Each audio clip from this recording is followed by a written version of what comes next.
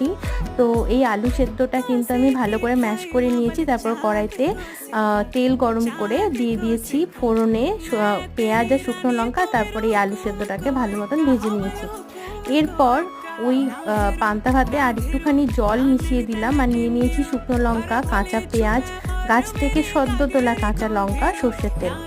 এইবার জল ঢালতে ঢালতে মনে হচ্ছে যে কিছু একটা মিসিং, একটা ইলিশ মাছ ভাজা হলে বেশ ভালো হতো, বাট সেটা যেহেতু পসিবল নয়, তাই ঘরে ছিল ডিম, তো সেটা দিয়ে করে নিলাম ডিমের পোচ।